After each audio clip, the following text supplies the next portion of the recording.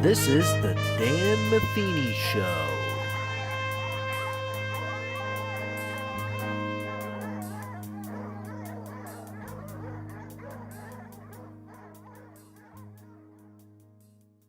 Hello and welcome. Today I am talking about Primetime performance development.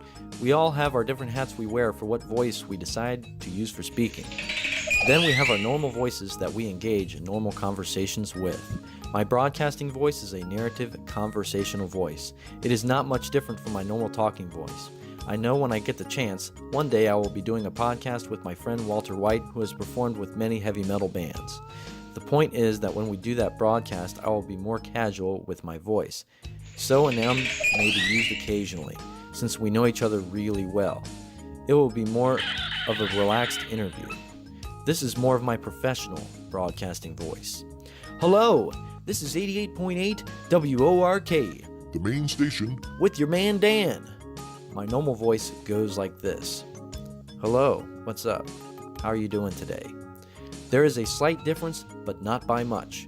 One aspect that comes to mind here is confidence. I have confidence in what I am saying and how it's delivered, whether it would be my normal voice or if it's my broadcasting voice. In my opinion, without confidence, I don't care how good you sound or what kind of voice you have, you won't be able to engage your audience in listening to you. Confidence to me is the key that has unlocked the door within, which has only helped the way I talk with my voice.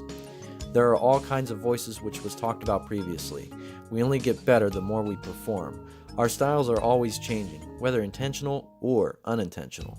It is a healthy balance of being you and developing your own style, to being open-minded to observing other broadcasters/characters in performances, to add to our ever-expanding performance technologies in constant development. One thing I have learned, which has not been through watching others perform, is learning how to just let new ideas flow to me and not try so hard to force it to happen, and to have a more relaxed approach in my creativity. We are influenced consciously and subconsciously. You never know when the inspiration is going to come from, whether it would be outward or inward. It is there within you, waiting to express itself in perfection. It is a conversation or me on the show right now.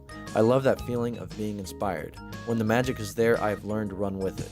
I think it is a good thing to evaluate inwardly with how we are being and what actions we are doing. Not just with performance, but with life as well. A short example here is, am I rushing through things or am I relaxed in action? How am I feeling? Am I happy? Am I anxious? Would be some things you want to think about. Someone you can talk to who knows you can help you also. Having an open mind can help. Now, about what not to get tangled up in. I know as a spectator from my own experience, it is not pleasurable to watch or hear something with not having all the facts gathered when talking about a product or situation that has happened. I have done this myself. The listener wants the facts now. This is a world of I wanted it yesterday kind of era we are living in now, and patience is slim. So whenever you are talking and performing, do your homework. Copy other people if you have to. Comedian Richard Pryor copied Bill Cosby to develop his own style when he started doing stand-up comedy. Depending on what it is, do you fit the part that appearance is calling for? That is something to consider, since this is an influence on your audience as you are performing. Since performances vary, here are some examples of different styles. Jim Ross is a wrestling ring announcer. He developed Bell's palsy in the mid-90s during his career. That condition did not affect his ability to perform. There is not much difference from when he is announcing from his normal talking voice. He has a relaxed demeanor when he speaks. His voice has a southernish accent to it.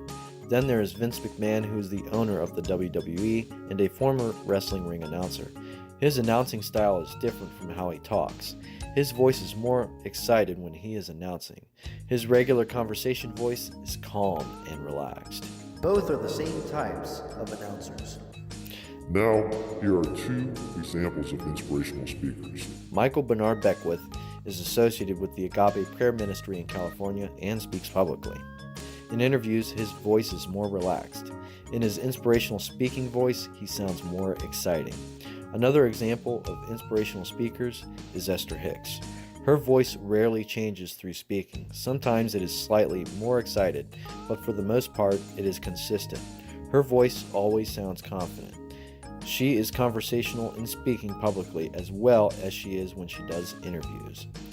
2 different categories, but 4 different styles of speaking here. That about wraps up the show today for Primetime Performance Development. Thanks for tuning in. This has been a Dan Matheny production. Make sure to click subscribe. Till next time, take care.